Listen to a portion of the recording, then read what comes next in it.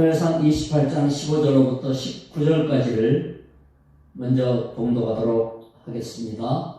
15절부터 19절입니다. 시작.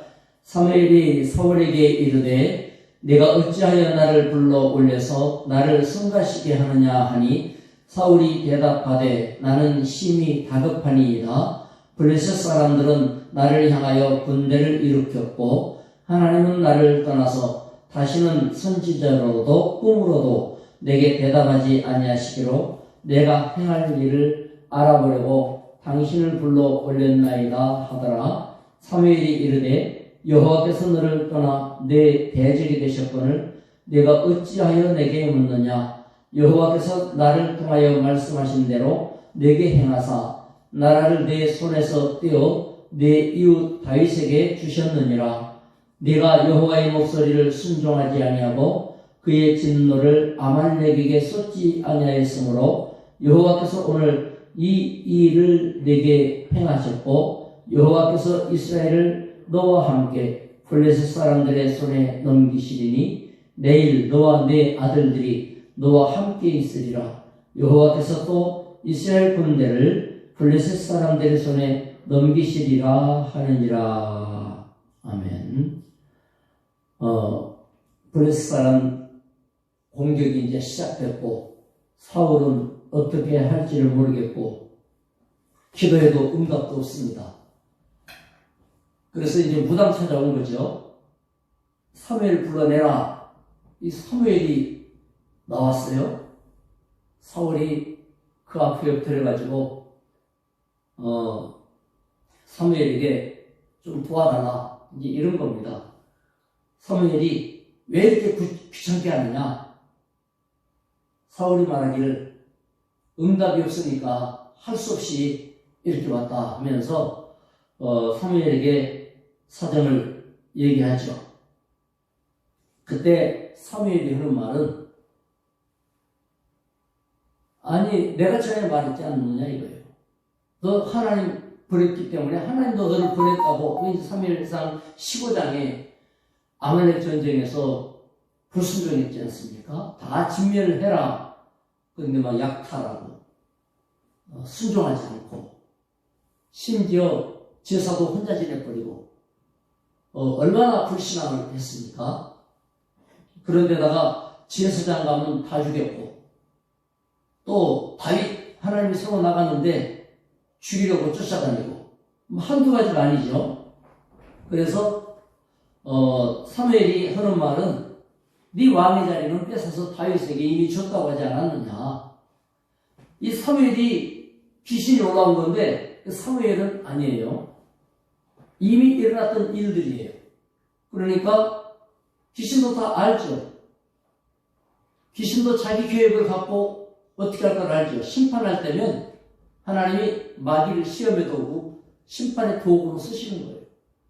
그리고 마귀가 앞날을 말해주는 것 같아도 앞날을 말하는 게 아니고 이놈의 귀신은 자기 계획을 말해주는 거예요. 저쪽에 있는 아주머니 딸도 점쟁이한테 가니까 아주머니한테 점쟁이가 끌어들이지 않습니까? 네 딸이 죽는다. 그랬다는 거예요. 아무 날 죽는다. 그날 딸을 출근시켜 보내면서 걱정이 많았는데 자기도 출근하고 딸도 출근하고 각각으로 출근하고 나서 전화가 오니까 가슴이 철렁하더라는 거 아니에요. 아니나 다를까 딸이 출근하다가 교통사고로 죽은 거예요. 아니 그날을 어떻게 귀신이 알고 말해줄까.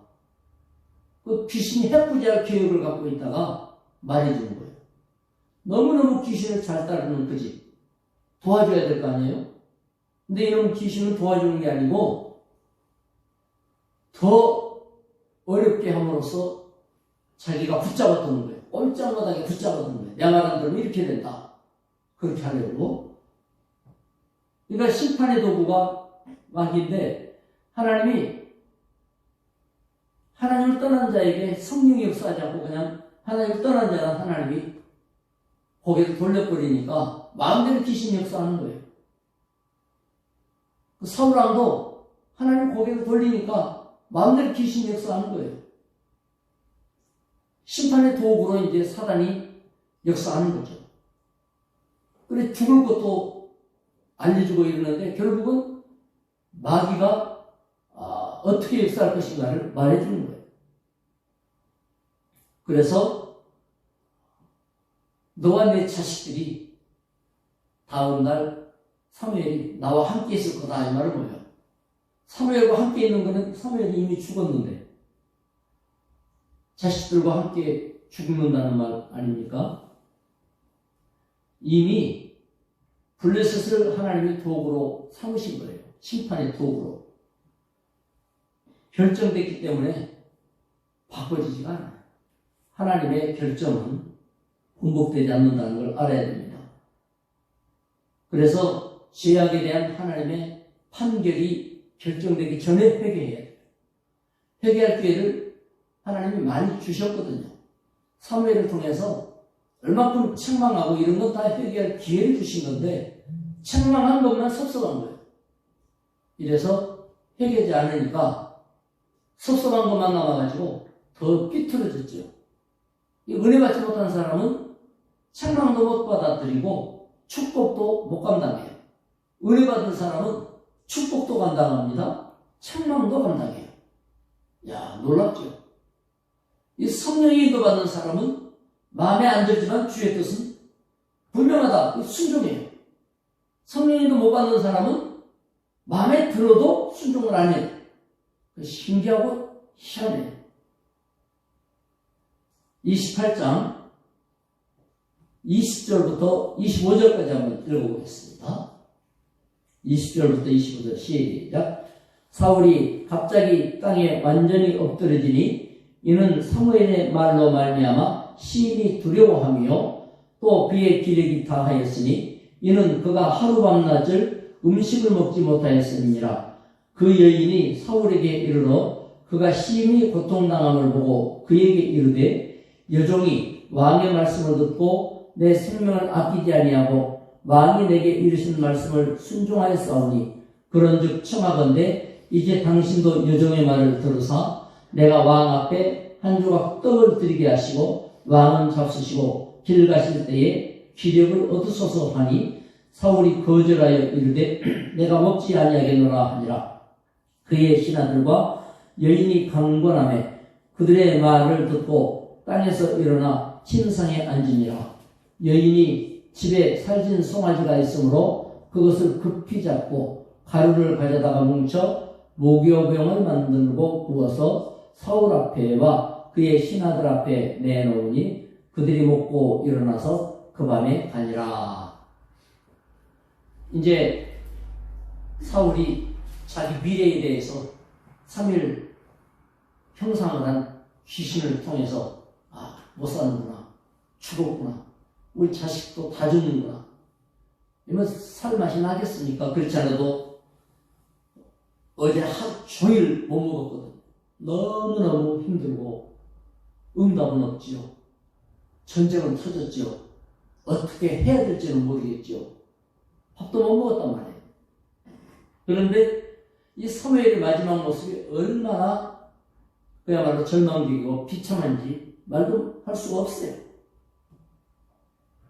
온전을 못 먹었는데 또 이제 더 심각한 말을 들으니까 사형 선고받은 거 아닙니까? 그 충격으로 땅에 그냥 엎어져 버렸어요. 보통 털썩 주저앉지 않습니까? 사울은 주저앉는 정도가 아니고 그냥 나가 뻗어버렸어요. 하나님의 선택으로 왕이 되었던 그 순수한 청년, 정말 이스라엘에게 희망을 주었던 그 멋쟁이는 어디로 가고 없고 겁쟁이 늙은이, 비참하고 정말 벌벌 떠는 힘없는 늙은이만 남아있는 거예요. 이러니 얼마나 불쌍합니까? 이 신접한 무당이 이런 사울을 불쌍하게 여겨가지고 왕이 시킨 대로 해라 하면서 나한테 말하지 않았습니까? 내가 목숨을 무당들은 왕이 다 죽인다고 했으니 난 못합니다 했는데 왕이 살려준다고 했으니까 내 목숨을 내걸고 왕이 시킨 대로 했습니다. 그러니 내 말도 들어주십시오. 대접을 해드릴 테니 먹고 기운 차리시면 좋겠습니다 해갖고 얼른 송아지를 잡고 떡도 발효시킬 시간도 없죠. 밀가루 반죽만 해갖고 구워서 그렇게 대접을 한 거예요. 부하들하고 그 밤에 먹고 기운을 차리고 이제 돌아갔어요. 이 내용을 보면 한때 하나님 앞에 부름받고 쓰임받았던 용사 아닙니까? 근데 마지막에는 무당의 위로를 받아야 될 처지가 됐어요. 인간이 나가 떨어져도 이 정도 떨어지면 안 되죠. 우리의 위로는 오직 하나님을 통해서만 받으려고 해야 되죠. 또 우리의 위로는 하나님으로부터 와야 되는 겁니다. 그래야 가치가 있어요. 오죽 하나님의 은혜를 못 받았으면 그래 무당한테 가서 위로를 받는다. 이거 갈 때까지 간 거예요. 귀신한테 물어보라는 사람은 종교가 달라서 간다 이런 정도가 아니고 영의 상태가 갈 때까지 간 사람이에요. 그걸 알아야 되죠. 사울왕은 다윗 잡는 데 열정이 있었고 불신앙을 저지르는 데는 막 열성을 다했어요. 이게 하나님의 기준에 다 어긋난 것들이에요. 열성만 갖고 잘했다 할 수 없어요. 하나님의 기준이 더 중요하죠. 열성보다 중요한 건 하나님의 말씀이다. 우리의 열심도 중요하지만 말씀을 순종하고 말씀이 이루어지는 삶이 훨씬 아름답다는 걸 깨닫고 오늘 사울의 이 심판에 대한 하나님의 번복되지 않는 심판 이걸 보면서 우리는 하나님의 진노가 결정되기 전에 기회가 오죠. 그럴 때 즉각 순종을 결정해야 됩니다. 회개해야 됩니다. 사울도 여러 번 기회가 있었지만 다 묵살하다가 이 지경이 된 겁니다. 그리고 오직 하나님의 위로로 충만해야 됩니다. 무당의 위로를 받으려고 쫓아다닐 정도가 되면 인생 마감이죠. 오직 하나님이 여러분과 저를 위로하셔서 오늘도 보듬으시고 다듬으시고 이끌어 주실 줄로 믿습니다. 승리하시기를 축원합니다. 기도하겠습니다. 하나님 아버지 감사합니다. 사울의 마지막 그 인생길을 바라보면 그 멋쟁이 사울, 훌륭했던 젊은이가 나이 들어가면서 믿음이 떨어지고 불신앙으로 빠지고 옹고집으로 똘똘 뭉쳐가다가 멸망 가운데 빠지는 걸 봅니다. 주여 우리의 인생은 말씀 따라가기 원합니다. 순종하기 원합니다. 회개하며 돌이키며 은혜 가운데 서게 해 주시옵소서. 하나님 오늘도 축복하사 지켜주시고 하나님의 위로하심 돌봐주심으로 우리의 삶과 일생이 주의 나라 영광에 쓰임받게 해주시기를 원합니다. 오늘도 복의 날로 응답의 날로 주의 동행하시는 날로 주님 붙잡아 주시옵소서. 예수님의 이름으로 기도드리옵나이다. 아멘. 각자 기도하시기 바랍니다.